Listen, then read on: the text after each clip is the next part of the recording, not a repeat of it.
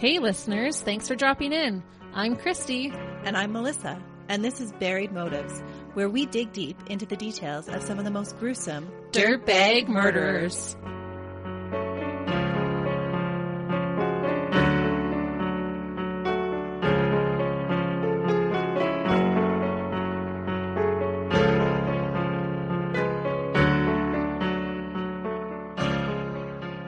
Hey everyone, welcome.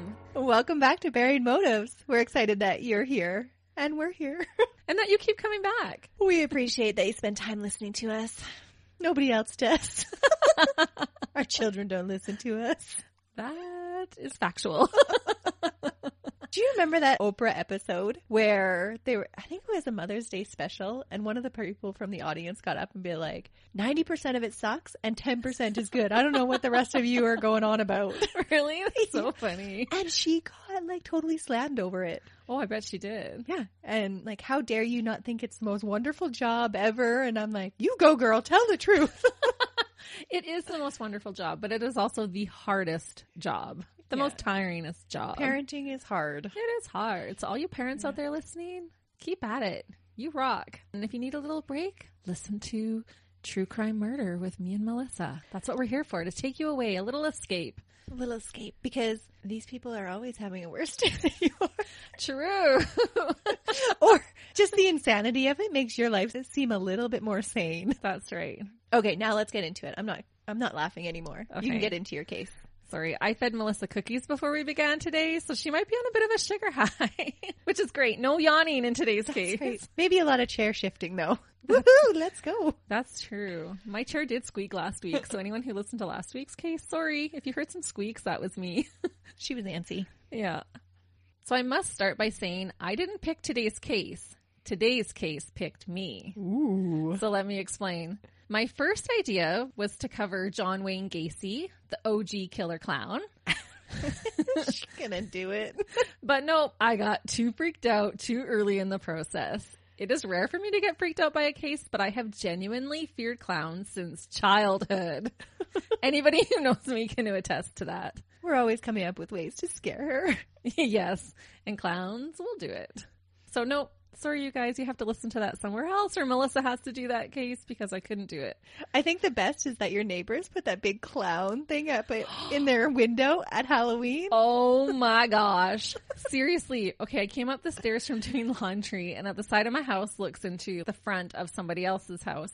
And I look out the window, and there is this giant 6 feet by 6 feet, this killer clown face, and it was all lit up and illuminated through their window. And I about had a heart attack. Like, seriously, on my Apple Watch, it checked I had like a warning that my heart rate was too high. So I decided instead, since John Wayne Gacy was off the table, that I would find a murder case that occurred on Halloween to discuss today, since Halloween is coming up soon. There are so many to choose from, which is crazy. Yeah, it's shocking how many murders occur on Halloween. So be careful, everybody. People are channeling their inner evil, I guess. So I narrowed in on 2 super intriguing cases, and I started researching, only to realize that I couldn't find any information, and I mean no information, on either of the killers' backgrounds. Wanting to stay true to our mission of digging deep into the motives of a murderer, I couldn't use either of those cases to discuss. Oh, and that is so frustrating. How much time you spend going through so many reports about different cases, and then to find out that there's not the background information that you feel is justified or that we want to deliver to our listeners. Exactly. It wasn't good enough for you guys, so I couldn't use it. So I wasted my time doing those ones, but they were super intriguing cases. So I kept looking, and I came across a case that had tons of horrific details about the killer's childhood. One of the worst I've probably actually ever read. And it was so clear how he could become a cold-blooded killer. So I was actually excited to use this case. Oh, we're going to be digging deep today then? Well, you would think so. But upon further research, I found out that years after this guy was executed, they used newly developed DNA technology to prove that he was in fact innocent. He wasn't even a murderer. Not a dirtbag after all? Nope. Oh, that's rough. So I thought I couldn't even use that case. And after such a horrific childhood? I know. I thought, oh, classic. This one is going to fit in perfectly. We'll have so much to talk about. But no. That is brutal. I did have the thought that I could tell it anyways, and then at the end say, well, this was your trick for trick or treat. But then I thought, no, I don't want to waste your hour. But what an interesting case that we could cover later on. Oh, yeah. His name is Johnny Frank Garrett, if anyone is interested. As we're working towards having patrons, maybe that would be one that we could cover for you guys. Oh, that would be a totally interesting one. So, for the 5th time, I went back to the drawing board and started to research once again. I found another one, the case that we will be discussing today, and this one just kind of fell into my lap, so I figured it was meant to be. I didn't choose this case. I tried 4 other ones before this one. That's right. But with this one, I was able to find actual court documents, which is rare. Oh, that is the best. It's like the golden little nugget when you find those court documents, as well as an interview with the killer himself. It's always so creepy to me when you hear their actual voice. Yeah, it makes it real. Like, oh, this is a real human being. This is a real live dirtbag who did this. There still isn't a ton of information on his background, but I did find some. But it's actually not even needed in this case because his motive for murder is good old-fashioned revenge. I like the cases where they have a clear-cut motive that this is why they're doing it. He feels like he is totally justified in the murder that he commits. Even after he's convicted, he feels justified. Oh, yeah. To this day. Wow. Yeah. That's a confident dirtbag right there. That's right. He believes that his victim had it coming. Wow. Okay. Now I need to know what the victim did. Okay. So William Michael Dennis was born in 1951. He went by Michael, and his friends called him Mike. But I'll refer to him as Michael throughout this case. That's because he's not your friend. He ain't my friend, so I ain't calling you no Mike. You're Michael. I should have just called him William. I'll share the few things that I could find out about his childhood. Michael had suffered a significant hearing loss at some point, and he had to wear a hearing aid. He learned to read lips, but because of the hearing loss, he started to stutter. Aww. His friend, Jim Perriott, said about the hearing aid, quote, "That must have been tough with a hearing aid, and in those days, it was a big thing in your pocket and a wire. He didn't interact a lot. There wasn't a lot of conversation." But then I kind of giggled about this because I thought, I mean, now most kids have wireless earbuds, but before we had big things in our pockets with the wires attached to our ears, right? The Discmans? Yeah, for how many years have we actually been doing that? But this was before that time, so. Totally different though when you get to It's choose it over when you have to wear it all the time. That's right, when we can take it off, for sure. According to court documents, he also suffered from depression and had trouble getting girlfriends. He said he was very shy with girls. In that interview with Michael that I mentioned, he tells the interviewer a bit about his childhood. He says, quote, "In some ways it was good, and in some ways it was bad. I kind of lived a normal childhood as far as my parents weren't poor, but weren't rich. So they never went hungry, and he never suffered any child abuse." At around age 10, he said he, quote, "would end up getting fat." And I thought, it happens to the best of us, Michael. It does. We just suddenly end up getting fat. I don't know what happened. Yeah. Hormones. And he was also hard of hearing, so sometimes the kids would laugh and tease him. And he said, quote, "more than the average kid would get teased." Aw. He would get into fist fights throughout grades 5 to 8, but he said he only threw the first punch once. The kids would pick on him, but he would wait until they hit him first. How long do you think it'll take us to realize we need to be nice to everybody? You can choose nice. Yeah. Michael's parents got divorced when he was 9, and he had developed an eating disorder, and this is what had caused him to gain weight. Michael said he liked school and got okay grades and did go on to junior college. However, the doctor that examined him during the murder trial believes that he was depressed and had attempted to take his life at one point. In January of 1972, at 21 years old, Michael met his future bride, Doreen Ray Hitchens. Doreen was born 1 year after Michael in 1952 to a close-knit family in Santa Clara, California. Doreen worked as a physical therapist in the Bay Area, and Michael worked at a nearby Lockheed factory as a sprayer. He would spray tiles used on space shuttles, which I thought was kind of cool. Oh, that is a cool job. Yeah, and this is how they met, by working close to one another. Oh, What? she's the victim. You're giving me her backstory. She's got to be the victim. Well, who do you want to take out revenge on the most? Your spouse, usually. That's right. When Michael met Doreen, he said she was the one. They got married in August of 1972, just 8 months after meeting. Oh, that's quick. Yeah, so Michael was now 22 by the time they got married. Doreen soon gave birth to their son, Paul Dennis, and Michael was overjoyed to be a father. Michael said that Paul was a daddy's boy. Michael would get up with him every morning when he was a baby to give him his morning bottle, which created a bond between them. Doreen liked to sleep in, and Michael liked to get up early, so it worked out nice. Oh, what a good dad. Yeah. Unfortunately, the couple divorced in 1977. Oh. Michael said they fought over finances. He liked to save and she liked to spend. He also said that Doreen had 3 affairs and that he had forgiven her each time. And he made sure to point out that he had no affairs. Ouch. Yikes. So he feels justified for what he's about to do. Oh, he really does. 100%. Oh. Doreen was granted custody of their son, and it was highly unusual for a man to get custody of a child in the 70s when a couple divorced. So it was pretty normal for her to get custody. Yeah, it didn't really matter which one was the better parent. In the 70s, you went with the mom. Children belong with their mommy. Yeah. Michael was very involved, though. He was able to still have visits with Paul, but he remained really bitter about the divorce.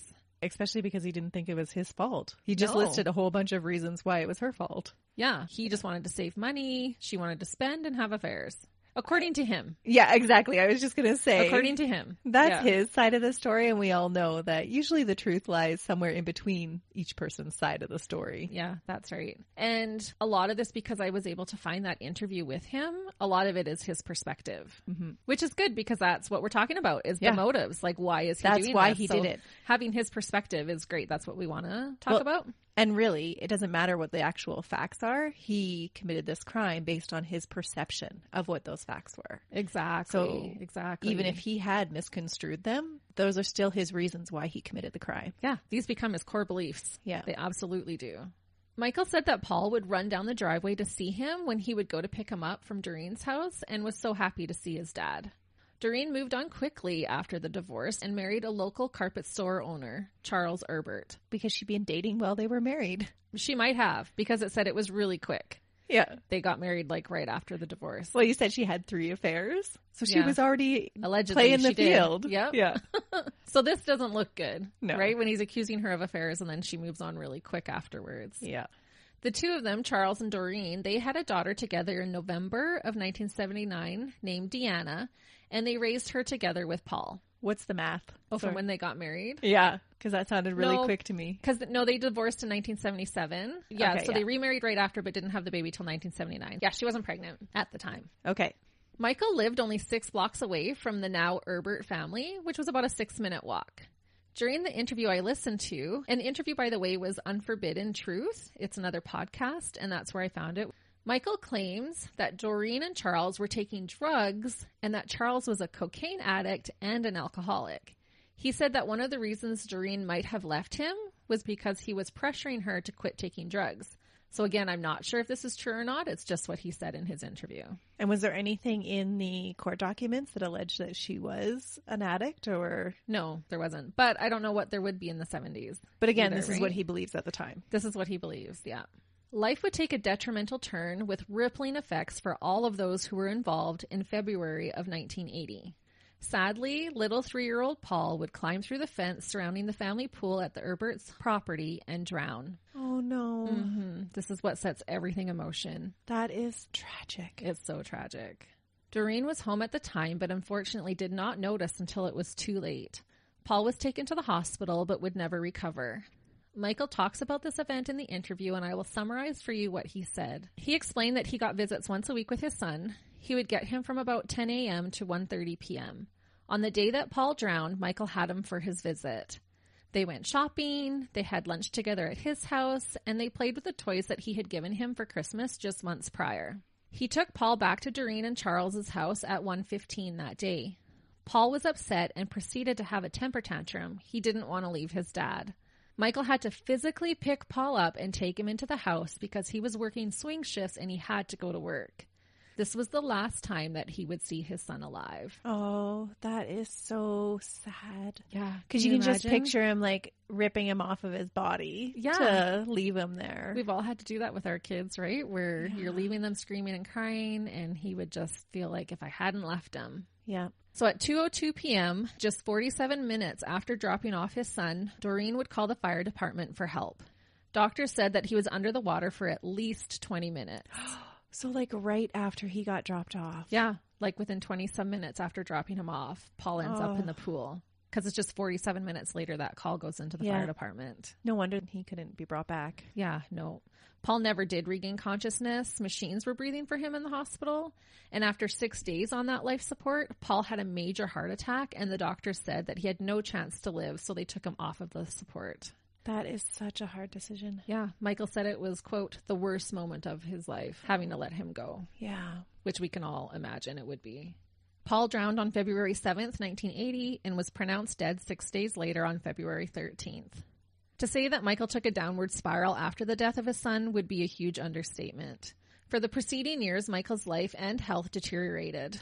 Michael was described as abnormally bitter and devastated. He was not handling it well.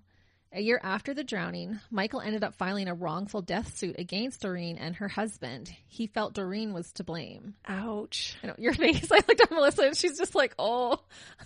Yeah, it's really tragic, this case. Well, that's like that other case that we were talking about where in the families suing each other. Sometimes you just have so much pain and grief that it has to find an outlet somewhere, and sometimes it's not the best outlet. No, and he's just feeling like someone has to take responsibility. Yeah, somebody has to be to blame. Yeah. It took 2 years, but the case went to trial in March of 1982. The jury voted 9-3 that the Herberts were not at fault. It was deemed an accident, and Michael lost his case. He said he was devastated and in shock that they did not hold Doreen responsible. Michael broke down in the courtroom and cried, quote, "She got away with it." After the trial, Charles told Michael to stay away from their house and only saw him one more time at a public shopping center. So they basically cut off all ties with Michael after this. Well, after you see somebody, that's likely to happen. Yeah. So I'm curious, in his lawsuit against Doreen, did he say that she was just negligent, or did he feel that she was malicious? We'll go into it. Okay. Yeah, we'll get into all of that. I got to know the answers now, Christy. I know. It's coming up quick, though. Okay. You're not going to have to wait long. So needless to say, Michael could not accept this verdict and later said that he went insane over it. He felt like Doreen should have to suffer for the drowning of their son. At the beginning of October in 1984, just weeks before the coming incident that would happen, Michael lost his sprayer position at work and had to take a pay cut to stay on as an employee. He went from $13.53 an hour to $10.99 an hour, which was a significant cut amount for the 80s. It's a significant cut now, but even for the 80s, it would be even more so. That's when all that big stock market crash was going on, right? Well, no, they were going to fire him. Because his health and his mental health is deteriorating. He's not doing his job well anymore. He used to be a stand-up worker. And so this is kind of like a trigger to the event that's coming up. Okay. So he had to step down from his sprayer position and take a pay cut, but they were willing. They probably felt sorry for him and we're going to still give him a job, but we can't pay you and let you do what you're doing because you're spiraling. Yeah. But what a testament to how bad that spiral was then. That his employer's like, we can't even keep you on. No. So he's already down and out. He's already feeling like he's going insane over it. He's fixating over it. He thinks she got away with it. And now he's at risk of losing his job. And in order to stay on, he had to take a pay cut and do a different job. Just demoralizing, right? Yeah. Michael says that he was talking to a coworker one day about everything. And the coworker allegedly said that maybe Doreen wanted Paul dead. Michael said at that moment, everything clicked for him. Of course she wanted him dead. Oh, no. So this is where it would take a turn because he went from her just being negligent to like, oh my gosh, you're right. Maybe she wanted him dead. Of course she did. And then you would just find evidence, like every little thing that she did, he would believe that that was it. Because when we're looking for evidence, we're going to find it. Yeah, whatever you look for, we find. Yeah. Right? If you're looking for the negative, you're going to find it. If you look for the good, you're going to find that. So he truly believes to this day that his ex-wife murdered their son. At first he thought it was negligence, but then he realized, quote unquote, that it was on purpose. I'll summarize Michael's statements regarding the death and the trial. So here's your answers. Okay. There were 3 main reasons why he filed the civil suit. So this is when he was thinking she was just being negligent and stuff. So first, he claimed that he asked Doreen for pictures of Paul, but she wouldn't even let him get copies made of the photographs. Second, Paul died early February, yet Doreen wouldn't give back the unused portion of child support that he had paid for that month. What? Mm-hmm. And I think he's just hurting. Yeah. Right? So he drowned on February 7th. And she's not going to share pictures. And then so he's lashing out, well, then I want the tit for tat. Rest of the 3 weeks worth of child support that I paid you. Why wouldn't she give him pictures? I don't know. That's cruel. That's a dirtbag move. And this is Michael's opinion. Right. Right? Yeah. Maybe she just hadn't gotten around to it. Maybe she was still grief-stricken. Yeah. Could be. It had taken 2 years to go to trial. Oh, so even by that time, she still hadn't. So I think there's probably some truth move to this. Yeah. Yeah. And then he keeps saying that she would not grant him a simple burial request, but I don't know what that request was. But she wouldn't grant him some simple burial request. So there was some disagreement over their son's burial. Yeah. So he went to an attorney, and the attorney suggested that he sue. He said it is what any parent would do if their child drowned while in someone else's care. He fixated on the fact that the fence around the pool was in disrepair. This was during his original lawsuit. Correct. Okay. Apparently in 1978, 2 years prior to Paul drowning, Doreen's dog had drowned in the pool. And this made Michael insist that Doreen and her husband put up a fence around the pool so that Paul would be safe. He said it took them 3 months to finally put it in, even though he offered to help pay for it. And at the time of Paul's death, the fence gate wasn't working properly. Oh, and so that's how he got into the backyard. That's how he got into the pool. You think you'd be so much more safer if you'd already lost your pet? Yeah. To drowning? Yeah, you would be think that hyper you paranoid about anything going near that pool. Right? And according to him, like, he's saying that they're drug addicts and he's an alcoholic and, you know, all this kind of stuff. And I don't know if that's true or not. Right. But you can see how this is building in Michael. Well, how the story's forming in his mind, for sure. Yeah. So he begins to believe that Paul didn't accidentally fall into the pool. He thinks Doreen pushed him in. Oh, that's a big jump. Mm-hmm. When asked why, he said because of all the reasons he sued her, because she was being difficult about all that stuff, and because she left him in the water for so long, and then went to go get a neighbor to retrieve him from the pool instead of doing it herself. He seemed to hyper-focus on this part. He repeated multiple times that, quote, she wouldn't even jump into her own pool to save her son. He just kept saying it. And she could swim. He knew that she knew how to swim, and she could touch the bottom of the pool while standing in the water without going under. But she went and got a neighbor to get him from the pool. Oh, shock does a lot of crazy things, right? It totally does. He also thinks she was suffering from postpartum depression at the time. Her daughter had been born only about 10 weeks prior, and he believes that she was upset with Paul for being a daddy's boy and for having a temper tantrum over Michael dropping him off that day. Oh, that's believable, actually. Oh, I don't know. No. That is a hard one. Right. Who And he knows? lost that trial, right? They deemed it as an accident, that she was not responsible at all. These are ideas that he's having after that trial is already over, right? Because before he's thought she was only negligent, and now he's thinking that she actually did it on purpose.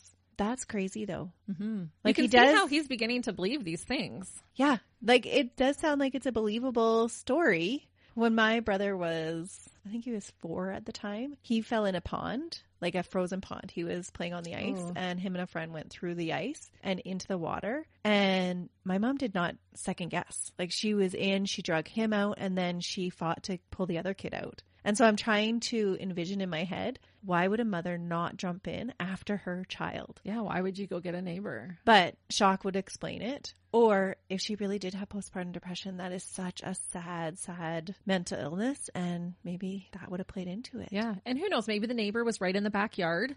Maybe she was just yelling. Maybe she panicked. She froze. Yeah. Yelled at the neighbor. And like, we don't know if she went to the door, if the neighbor was there. Like, we don't know those details, but you can see how Michael would be twisting this in his head. Absolutely. Yeah. It's just a horrific thing that occurred, so like horrific, that whole thing. But you can totally see where he is going with this in his mind. Oh, yeah. Yeah. It's just building. He's not getting the help that he needs to get over it. And all these little things just keep adding and adding and adding. Michael claims that by finding Doreen not responsible, the jury did to him what they would never want done to them. He says, quote, his loss was absolutely nothing. That's just terrible. That's not justice by any figment of the human imagination, because what that does is it changes the death of Paul. Oh, so you can see how he's going to build into, look, somebody else could have helped me, but they're not helping me, so now I have to take matters into my own hand. Right. He's hurting and he wants someone to care. According to Michael, Doreen wouldn't do anything to help heal his pain for losing his son, so his pain just got worse. And they did. They totally cut him out. You know, if someone takes you to court, then that's probably what you're going to do. It's still a dirtbag move not to share pictures. It really That's is. cruel. That is cruel. He felt that the jury was to blame, too, for not finding her guilty. He said they refused to grow in a way that made common sense. And if he didn't lose that trial, he would have gone on with his life and likely remarried. He says he was angry and went stir crazy over it, and that is why he murdered his ex-wife. That's a whole lot of laying blame at other people's feet. Yeah, it definitely is. He's not thinking rationally. No. So you were right. Spoiler alert, not a spoiler alert. He does kill his ex-wife. I'm always right. I'm such a good guesser. Well, there were only 2 characters in the story. And as you introduced the first one as the murderer, there wasn't a lot of options. You're not going to be like, oh, does he murder his neighbor? His old school teacher? Who does he need revenge on? I need to feel smart wherever I can get it. You are. Melissa is one of my smartest friends. Okay, but I am going to warn you that the actual murder is extremely brutal. I struggled with what do I keep in, what do I keep out, and I left a lot of the brutality in, so I'm sorry. So if that's not for you, I'm sorry, but you're listening to True Crime, so it probably is for you. I personally like the details because I don't know why I like that. Maybe I'm just messed up. Well, I think it brings it to life, right? Because we can hear like someone was murdered, but then to hear like what he actually does shows just how horrific it was. Well, and two, I think that the method that murderers use actually goes into their motives. We know that, like, if somebody's bludgeoned to death or beat to death, repeatedly stabbed, and there's usually emotion behind that. Where if it's just like a single gunshot, then typically that's not as personal. Oh, absolutely. Yeah, because if you're stabbing someone, you're getting up close and personal with them. Yeah. And that's usually a passionate type of murder. That's right. And so hearing the details, I find, is what actually tells part of the story. Yeah. But the details definitely aren't for some people. So if you have to, you can mute it for a minute, skip ahead. Yeah. And these cases, I think this is why I like the cases that have these motives behind them, is because how these normal people go from being, you know, just your everyday person to being a dirtbag. Yeah. And his was a gradual unhinging, I believe. Mm-hmm. So it could happen to any one of us. Absolutely could. And that's why I said his backstory, even though I was able to find some stuff, didn't really matter in this case. So I know a lot of times we'll call people like, oh, they're dirtbags, and we are judgmental in that way. But we do it with a full understanding that really, like, a case like this could happen to anybody. Oh, it totally could. Yeah. Actually, I went for a walk with my sister the other day, and it was super late at night. It was getting dark, and it was like a nice tree little area. Every time I go to her house, we walk through it because it's a beautiful little park. But it was getting dark, and for the first time, I was like actually getting scared. And I was thinking, do you know who lurks in the trees at night? Now you know what my life is like all the time. Well, I'm not usually, but I was like, okay, we should head back now. That's usually me. Walking to your car late at night through a parking lot creeps me out every time. Oh, really? Wow. I was scared, even though my sister owns her own Taekwondo school and could like literally murder someone with her body. So I was like, oh, I'm glad I'm with her. She needs to come and walk with me all the time. That's right. She could start a business. That's right. During that walk with my sister, I said to her, well, Melissa's going to have to cover this case on her own because I'll be dead. So if I get murdered, you can cover my case. I give you permission. No way. All right. Well, with all of that, I guess enough joking. We'll get into the actual murder. But like Melissa said, if there's ever any time that you don't want to listen to the details, you don't have to. And so when I get to the part where he comes up to the front door, it gets brutal right from that. So if you wanted to skip a couple seconds, then you could. Couple seconds, couple minutes, just skip ahead. Yeah. The choice is always yours. That's right. Okay, so Michael chose October 31st, Halloween night, to viciously murder his ex-wife, Doreen, the woman who he believed had murdered his son. It was later discovered that he originally had a different plan on how to murder Doreen and her new husband. Originally, Michael was going to drown the couple so that they could experience what Paul had gone through. So just like you said, there's a reason why they choose the way that they're going to do it. Later, police found 2 wooden coffins with locks attached to them that Michael had made, 2 hand-stitched body bags, and 2 anchors. So he was going to kidnap them, lock them in the homemade wooden coffins, and drop them into the bay to sink. He had spent some time thinking about this. this. He was stewing. Wow. He was doing big time. He made coffins. Right. Oh, and my so goodness. later, the defense tries to say it wasn't premeditated, but 100% it was premeditated. This night, maybe not. He was triggered for this night, but he was planning to murder her and her husband, Charles. And just how creepy later for the police to find these 2 coffins and hand-sewn body bags. And then he even had the anchors, like it was ready to go. Sorry, but he sewed body bags? Yeah, hand-stitched body bags. Well, no wonder he was slacking off at work if he was building coffins and body bags at home. That's right. Holy cow. So some people would speculate that seeing other little kids trick-or-treating that night may have been the triggering factor to why he changed his mind. He likely fixated on Paul not being there to trick-or-treat while he saw all the other children trick-or-treating. That would be so sad. And that would be really hard after losing a child. Any holiday after losing anybody is difficult, but that would be especially hard. Yeah, because Halloween is all about the kids. So at 6:00 p.m. that frightful Halloween night, Michael ate dinner with his mother. His mother lived like an apartment behind his house type of a thing. Okay. Took a piece of mail to the neighbor, told the neighbor he was going to a Halloween party, and then instead of sticking to his plan, Michael put on a wolf mask that he had worn the previous Halloween to a party, put on gloves, grabbed his 18-inch machete, and started towards Doreen's house. Oh, no. And so it kind of looked like a big bad wolf mask is what it reminded me of. Well, and you could totally carry a weapon on Halloween and nobody would bat an eye. Yeah, it was Halloween, so he didn't look suspicious at all. He could have on gloves and a wolf mask and be carrying a machete. People would think the machete was just part of the costume. Yeah, they didn't know it was real, and he just could walk those 6 blocks right to her house. Oh, I think I'll have a different perspective walking past everybody's costumes this Halloween. I know, Halloween's coming up. Sorry, you guys. So meanwhile, at the Herberts' home that night, Doreen had taken her 4-year-old daughter, who would be a similar age now as Paul when he had died, Deanna, out trick-or-treating, while her husband Charles stayed home and handed out candy. He had taken her out first, but saved a few houses for Doreen to take her to so she wouldn't miss out.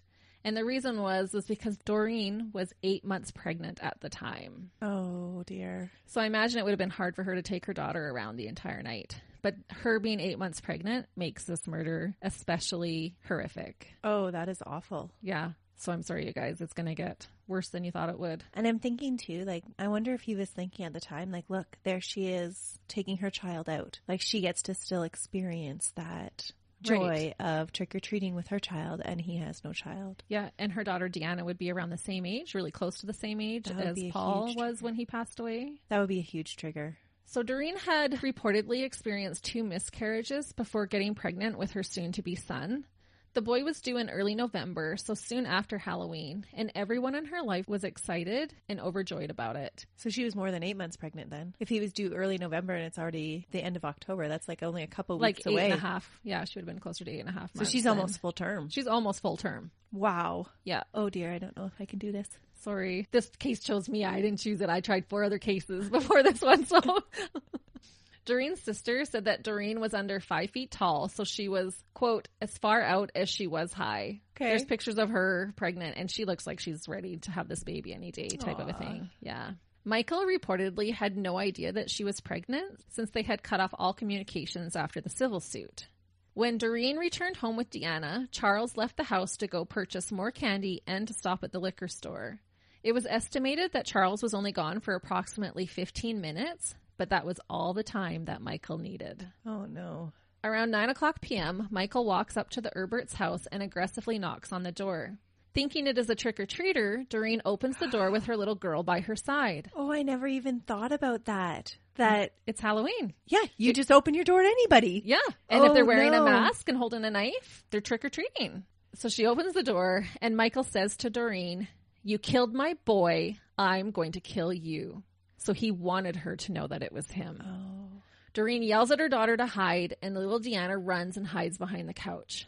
Michael stabs Doreen with the machete, and his hand slips up the blade, cutting his hand quite badly. This causes him to start slashing her all over instead, so more of like a hacking motion. Doreen sustained multiple wounds, mainly to her head, neck, and abdomen. Oh, no. As Michael hacks at Doreen, her unborn baby falls out from inside of her and lands on the floor a few feet away from where they were standing. Michael later said that he had no idea that she was pregnant until he saw the fetus hit the floor. What? Mm-hmm. Oh, she was very my noticeably pregnant, but she opened the door and he just started. He had that 6-minute walk over. He was just worked up and ready to go. How brutal is that hacking that he's cut her uterus open? Oh, yeah. That is... Oh, that's gross. Yeah. When I talk about the autopsy report, we'll go into a little bit more of that, exactly what happens. But the shock and horror, this baby falls out of her onto the floor as he's hacking at her. During the attack, Michael completely severed Doreen's left hand. It would be found on the floor next to her son, whose leg had also been severed during the attack. The severed hand would indicate that she was likely trying to protect herself. According to a report entered at trial, Doreen lay on the floor struggling to breathe, and Michael says to her, quote, "How does it feel to drown?" Oh, because she's drowning in her own blood. Yep, she was struggling. They spoke for about 60 seconds before she finally blacked out. Michael would later say that he thinks he hacked her about 20 times, but he wasn't sure. Michael takes off his mask, throws it on the floor, and walks away. And even I was thinking him walking away full of blood, they would just think it's a costume. He could walk right down the street. It wouldn't raise any suspicions at all. No. And what about that little girl? She's hiding behind the couch, and she does peek out. Oh, no. Mm-hmm. Soon after the brutal attack, Charles returns home from the store because, remember, he was only gone 15 minutes. He noticed that the door was left unlocked. When he enters, he sees his wife in the entryway bleeding profusely. He begins to run towards her, and he slips in the massive amount of blood, getting blood all over himself. Next, he sees the fetus on the floor, and at first he thinks Doreen has miscarried, until he also sees the injuries sustained to his wife along with her severed hand. Charles tries to call 911 but cannot get through, so he calls the fire department along with a neighbor. How come he couldn't get through to 911? It's California. What? Because at first I thought it was weird she called the fire department when Paul drowned, but it says he couldn't get through, so he called the fire department. It seems so surreal to us. It does. We live in Canada, and never would we get a busy signal on 911, especially in remote areas. Yeah, that's crazy. We take that for granted, I think. Mm-hmm. So Charles tries to stop the bleeding and then notices that their daughter is hiding behind the couch. He scoops her up and puts her in the kitchen so she won't witness any more horror. Deanna tells him that she heard the baby cry and that mommy said Michael. Paramedics arrived, and Charles continued to help them try to stop his wife's bleeding. The neighbor that Charles had called came and took little Deanna to sit in the car while all the mayhem ensued. Police arrived, and instead of allowing Charles to go in the ambulance with his wife, they arrested him. He was covered in blood, and his breath smelled of alcohol. Oh, no. He had gone to the liquor store to get more, right? They locked him in a patrol car, handcuffed. He was outraged and began screaming and kicking at the car's windows. Sadly, Doreen would die in the ambulance while en route to the hospital. They would pronounce her dead upon arrival. But if you were the cop going into that situation, you would assume the same thing. Oh, that's just securing 100%. the scene. And a death of a pregnant woman is usually always an intimate partner. Yeah, usually always the boyfriend, the husband. Yeah. Police gathered blood samples, but at the time they could only determine blood type, not DNA. The crime scene was one of the worst that first responders in that area had ever witnessed. An expert on blood splatter testified that the blood splatter in the entryway, on a stool that had a jack-o'-lantern on it, the front door, and the ceiling were all velocity stains. The blood on the upper walls and the ceiling were most likely spray caused as the weapon was raised into the air after striking Doreen. The front door and the 8-foot ceiling in the entrance also had slash marks in it. So he was just hacking so hard and his arms were flailing that it was hitting the ceiling and the door.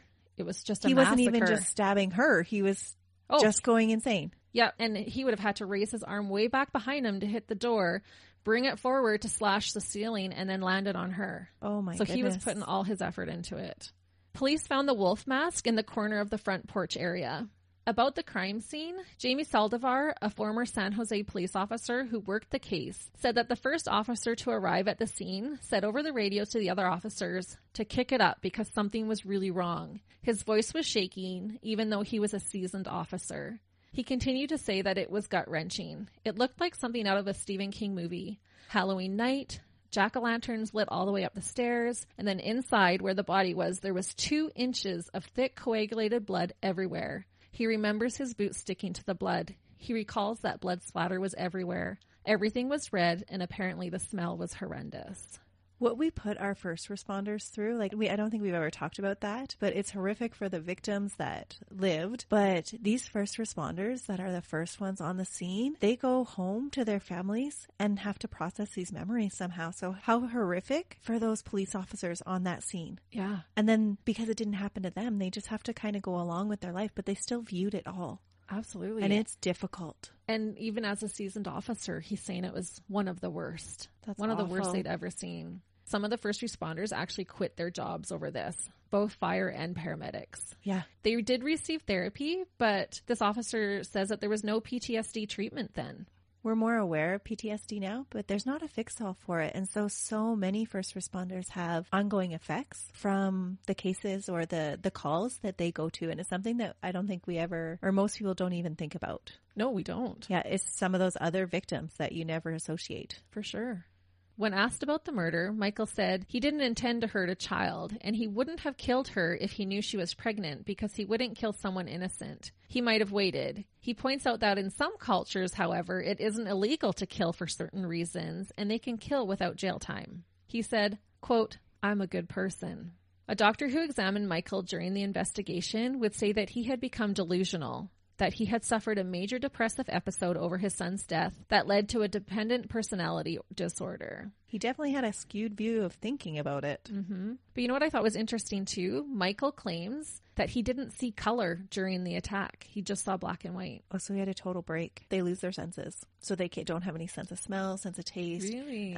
All the stuff that they hear and they see is super, super dull. It's incredible how your mental health affects your physical health. Oh, yeah. Kind of like the fight and flight, right? Yeah. Where all the blood stops from your major organs and goes to your limbs and extremities so that you can run and fight. Yeah. So when we have these situations where you're in such a state or a mental state, it can shut off your senses. So I can totally believe that he only saw black and white. Yeah. Authorities detained Charles, Doreen's husband, for questioning and spoke to the Herberts' neighbors. It did not take long for police to learn about the trouble Doreen and Charles had with Michael and about Paul's death. So police immediately go to Michael's house. They look through the window of his truck on the driveway and see blood on the steering wheel and key and the gear shift knob. And I'm assuming that he got in the truck to get rid of the weapon because he had walked over there. So that's the only thing I could think of because they never find the weapon. And so I'm assuming that's how he got blood in the truck. That makes sense. Mm-hmm. They knock on the door, but no answer, even though they could see lights on and hear water running. Hearing water made them worry that evidence was being flushed or washed down the drain. So police had county communications phone Michael and inform him that police were at his door and that he was instructed to answer it. Oh. We have to remember, this is early 80s now, right? I guess it's better than them breaking down the door and going in without a warrant or anything like that. And then all the evidence gets thrown out because it wasn't collected properly. But I never even thought of that. Like they called the operator. Yeah. Right? They called county communications and said, we need you to call this guy and tell him to answer his door that police are outside. Wow. And Michael complies. After they call him, he answers the door wearing a robe and his hand was all bandaged but bleeding through the bandages. Police tell Michael about his ex-wife's murder and he seems unfazed. They ask him about the bandages on his hand and he tells police he accidentally cut his hand while playing with a knife. You know how people will sometimes like throw it up in the air and try and catch it? That's what he says he was doing. Oh no. Police ask if they can look around and Michael tells them, sure, he has nothing to hide. He is definitely not thinking straight at this point. No. Police find blood basically everywhere and arrest Michael. Further investigation would find a receipt for a machete with an 18-inch blade along with the homemade coffins in his garage. So they never found the machete, but they found the receipt.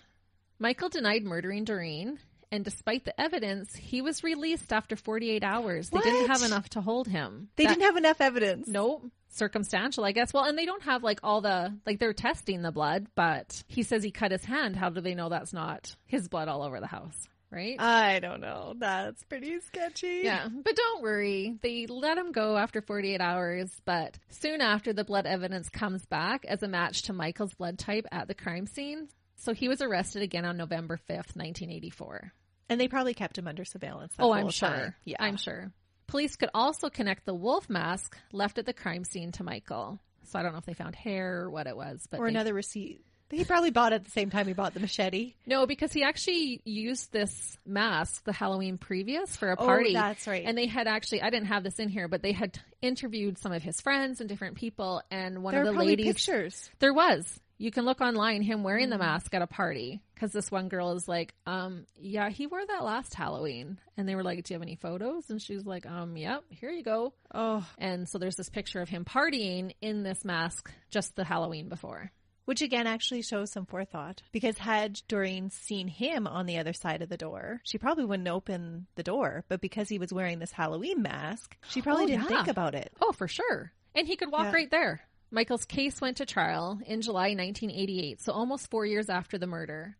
His defense argued that the killings were from mental illness and were not deliberate or premeditated. But then how do you explain the machete receipt or the coffins in his garage? So you can commit a crime and still have premeditation, but not be legally sane while you're doing all of that preparation. True. Because there have been cases like that, especially when it comes to like domestic violence, where the victim plans the abuser's death and they're not found guilty by reason of insanity because they were so victimized. And I think it's really a case-by-case type of situation. Yeah, but I just don't think the two of them go hand in hand. Like we think that, because there was premeditation, then he must not be insane. Oh, and I think he absolutely had an insane episode while this was happening. This was overkill, overboard what he did to her. But that doesn't mean that he wouldn't have still killed them because he had this premeditation going on. Right. Yeah. And I think he would have killed them. He was planning, right? He was going to kidnap them and put them in the coffins and let them drown. Yeah. But I guess the question is how long can an insane episode last? Yeah, good point. Could he have been insane this whole time that he was planning and building these coffins and sewing these body bags? Like, could he have actually been insane that whole time? Yeah. Well, healthcare professionals called him delusional. Yeah. He definitely was delusional this whole time. Absolutely. Mm-hmm. So the defense also relied on presenting friends and associates of Michael to testify to his good character. And Michael never testified himself. They rarely do, actually. Mm-hmm. The prosecution argued that Michael was not psychotic and his mental condition was not an extreme mental or emotional disturbance. It would not qualify as mitigating circumstance. During the trial, the doctor who performed the autopsy testified. He stated that Doreen died from multiple chopping wounds that resulted in exsanguination, so she bled to death. The wounds were made with a weapon that was able to cut cleanly through soft tissue and into bone, which matches the machete. There is an entire page of injuries listed in Doreen's autopsy report, and I will list a few. So numerous deep wounds to the right side of her head, some fracturing her skull, and one penetrated 2 inches into her brain. Like I already stated, her left hand was severed just above the wrist. She had multiple wounds on her shoulders and a cut in her scapula. The head of the humerus was severed. Her chest had stab wounds. Her thighs had long, deep wounds consistent with chopping. There was a long gaping wound on her right thigh that penetrated bone and fractured the femur. Those are really big bones to chop through. Yeah. And it just shows the strength and the exuberance of what he was doing. Wow. That's why there was so much splatter and all those extra cuts and just blood everywhere. But that's brutal force. To chop through a femur? Yeah. That's insane. She had a 9-inch and a 5-inch cut to her abdomen, among many others. Her stomach and large bowels had been cut open, along with her uterine wall. Her placenta was cut and the umbilical cord had been cut as well. The fetus sustained just as horrific injuries, but I figured I won't detail those. No, don't. Yeah. Only that one of the cuts stopped his heart and circulation, and that's how he technically had died. However, it was reported that he could have lived if delivered properly that day. There was speculation if the baby took a breath or not, which would determine if he was a baby or a fetus according to law. Well, the 4-year-old said that he cried. The report, however, suggested that he didn't take a breath. Oh. Even though Deanna had thought she heard him cry. They said there was no air in the lungs. Eyewitness accounts aren't the greatest. No, especially when you're 4. Yeah. Deanna was now 8 years old and testified at her mother's murder trial. She remembered Michael threatening to come back and kill her if she told anyone that it was him. Neighbors testified that they saw a man in a wolf mask just before the time of the murder walking down the street. But again, it was Halloween. You wouldn't think anything weird. Mm-hmm. There were reports of Michael's injuries on his hand. They were deep and had severed nerves, tendons, and the volar plate, consistent with what one would expect from stabbing someone with a large blade. So the hand can slide up the blade in a thrusting motion. So he cut his hand really well. And then to carry on. And that's when he realized, oh, I got to hack instead of stab. Wow. Mm-hmm. Along with the blood match, the police had found Michael's hair at the crime scene. Ultimately, Michael ended up pleading guilty to first-degree murder of Doreen and second-degree murder for the death of her unborn fetus. When he was let out of the courtroom, he turned to Doreen's family and said, "Good night." So no remorse, because he feels justified that she got... 100% feels justified. What about that baby, though? Basically collateral damage. He doesn't say that, but yeah. So William Michael Dennis was sentenced to die in the gas chamber and was sent to spend his remaining days on death row. He is actually still alive, awaiting death on death row at San Quentin Prison. In his interview, Michael said that he wants a retrial because his attorney didn't tell them that he was a good person and had no prior record. He said the attorney was basically the DA's helper and never tried to really help him. He says he lost a child, and that's worse than being told you're going to death row. He claims that he tried to get the justice system to handle things, but that didn't work. He even had to pay the medical bills. The justice system only made his life worse, not better. He also points out that he doesn't agree that he is delusional. But doesn't that just make you angry when they're like, oh, it was everybody else's problem. It was everybody else's fault why I did this. Right. No personal accountability whatsoever. No, but he thinks he was justified. He's still delusional. He still is. It always surprises me how long it takes for the justice system to actually follow through on sentencing when it's an execution. But then I was like, oh, maybe that's a good thing because that other guy was executed wrongfully. That's true. But this is like in the mid-'80s. That's a long time to feed somebody that's going to die anyway. Right. And he actually talks about that. Oh, really? He does. Yeah. You are on point today, girl. It's the cookies. I need to have cookies every day before we record. Well, I was thinking maybe that's a cruel thought. Actually, my mom and I were just having that conversation, and she's talking about all the money wasted while they sit on death row. About being on death row, Michael said that taxpayer money is being used for him to sit and rot in prison instead of being used for better things. And he talks about, like, it could be used for potholes. So does he agree now that he should be put to death? No, so this is what he says. Okay. So the jury that found his wife not responsible for their son's death are only hurting themselves as their tax money is being wasted. Oh, my goodness. He is a little weird. Mm-hmm. Like, that's a weird thought process. He is, listening to him, he is so passionate, and he just totally believes this 100%. And he said, quote, "Okay, I committed a crime, but I was hurting so badly because not only did she hurt my son, the justice system also hurt me in return, and nobody is any better for what they decided to do." Michael said that on his first day of death row, he just kind of looked around. He was in a little cell, and it was really noisy, and there was nothing to do. He said he didn't feel scared because he felt like he would get his case overturned. But now he's worried that that might not happen. 30 years later, he's starting to doubt. Right. But then he points out, and I don't know if this is true, just in his statement, he says, it's actually almost 40 years. Sorry. Yeah, it is closer to 40 years. 40 years. Close to 40 years, yeah. Because it was 84. 4? Yeah. It's almost 40. What the heck is he still doing alive? So now he's like, well, maybe it's not going to happen anymore. I was hoping so, but now I'm a little scared that. Still delusional. Yeah.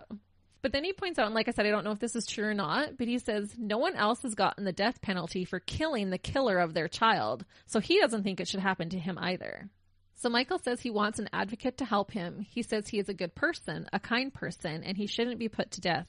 He went through the worst thing a human can go through, and all the jury had to do was be fair. So meaning the civil suit against his wife. He seemed angry still and did not seem remorseful at all. And this interview was just this past December. Wow. So this is current. He's had 40 years to think about this, and he's still... Yeah, timeout isn't working on this one. Sorry, not that you're going to get over the death of your child, but you think 40 years would give you lots of time to reflect on maybe this wasn't the best course of action for me to take. But if you wholeheartedly believe that she pushed your son into the water for being a daddy's boy and getting on her nerves and whatever else, he believes he's justified. What extreme would you go? If someone did murder your child, what extreme? What type of revenge would you be willing to take? Yeah, that's a true. Rhetorical question, you guys.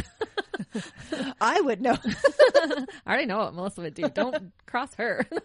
Some of us have a temper. But it's not always the redheads. Yeah, I'm good and kind, like Michael.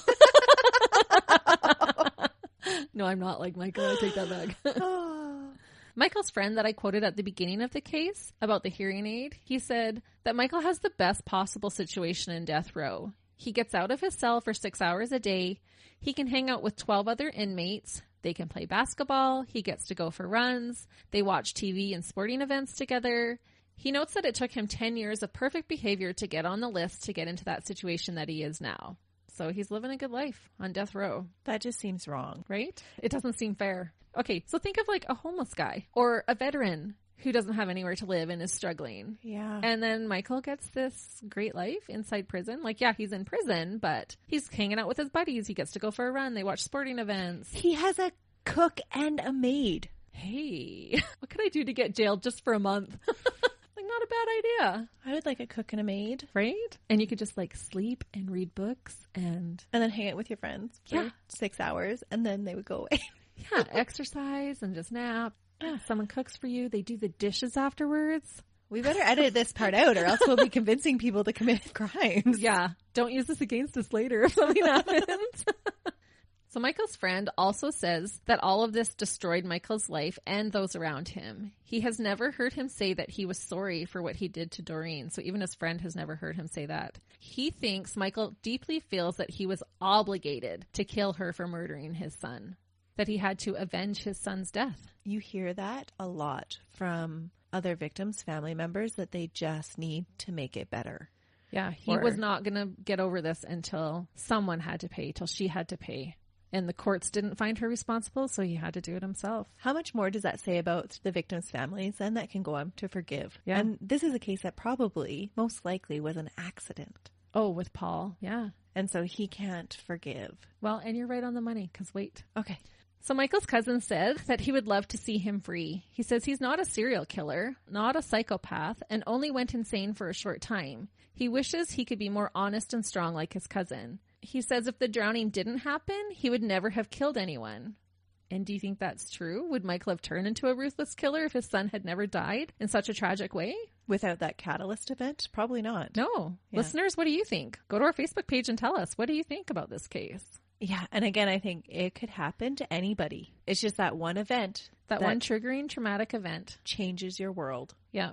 So the officer that I quoted earlier during the actual event, he is quoted again, and this is what he said. Quote, "Kill him. Completely useless to society. And I'll take one step further. This garbage about the death penalty. If anyone got to see those crime scene photos, I don't see how one person with common sense wouldn't say execute that guy. Execute him now. He shouldn't even be breathing the air that we are breathing right now. He has no value to society whatsoever. Life in prison without parole? That's crap. This guy needs to go. He needs to die, period."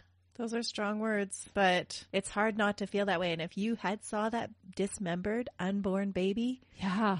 Yeah. Little 4-year-old hiding behind the couch during all of this, 2 inches of blood everywhere. The whole house was red. And his colleagues and people are quitting their jobs over this. So then that's affecting their lives too. Yeah. I can see why he would say that.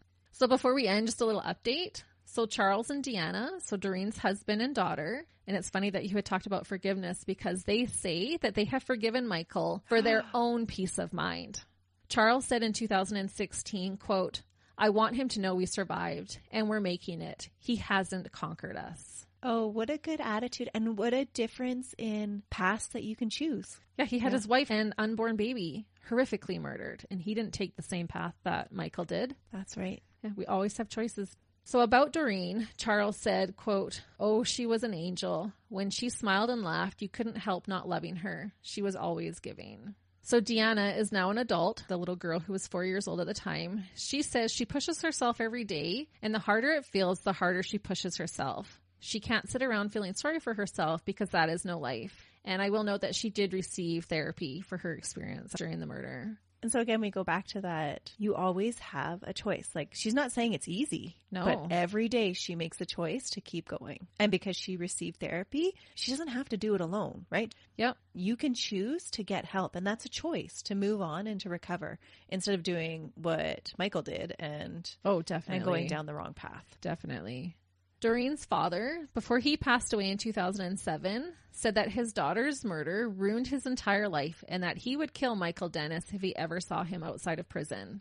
Doreen's mother said she'd gladly hire someone to kill him if he got out. Oh. So I'll end with a quote from Lloyd LaCusta, who is a former KYTU reporter, and he said, quote, "The only thing I'd like to say about this crime is that it's an example of how there are people out there who cannot cope, who suddenly face some type of adversity or something happens in their life that the only answer that they seek is to wreak vengeance on someone."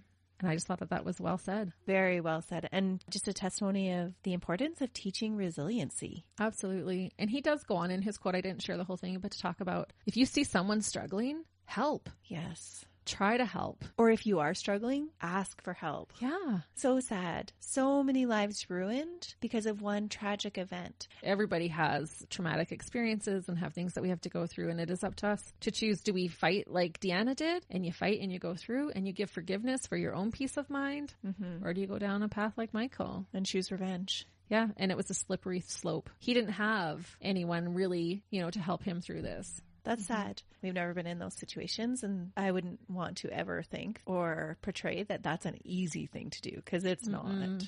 No. And I don't even know, there could be some psychology or biology about how one person goes down one road and another will go down the next. Oh, absolutely. Yeah. So it could be things that Michael was already predisposed to, but not that we're making excuses at all. He had the choice. He made these choices. But you can totally see both sides of the coin. Oh, you can. And that makes it terrifying. Absolutely terrifying. Yeah. So with all that said, listeners, this is the vicious and ruthless case of unspeakable horror committed in the act of revenge by the extreme dirtbag, William Michael Dennis. Such a creepy, scary story for Halloween. I know. Trick or treat, everybody. If someone comes in a wolf mask with a machete, don't answer your door. Ask them to show photo ID first. Make sure it's not a jilted ex-lover.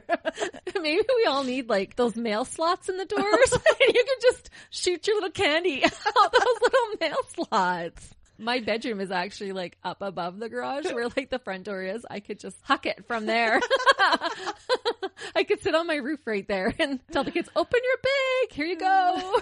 As it bangs off their head. Well, then that just adds entertainment. What's wrong with that? No, we need more human connection. We definitely Open do. your doors. Don't be afraid. Or throw candy at their head. You're still technically giving. Well, thank you, listeners, for joining us today. We really appreciate you guys coming back to listen for more. And next week, Melissa's got another Halloween treat for you. Oh, it's going to be fun. So have a good week. See ya. Bye.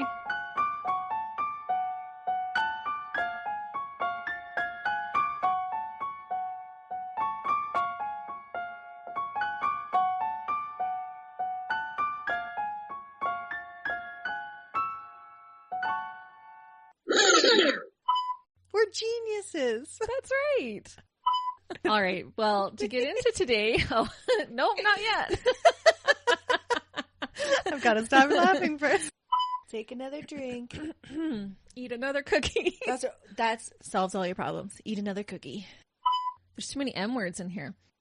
Upon the divorce, Doreen. What am I saying? Doreen. Duran. Ugh. Dang it.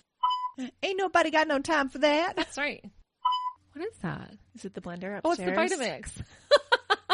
I'm getting so good. I know all the sounds at Christy's house. That's right. Building a soundproof room. Don't worry, not the blow up type. Oh. Now I'm going to be scared to open my door. You know, his attorneys may even have been like, Doesn't you should go to jail for this. Like, Yeah. just plead. It's such a crazy one.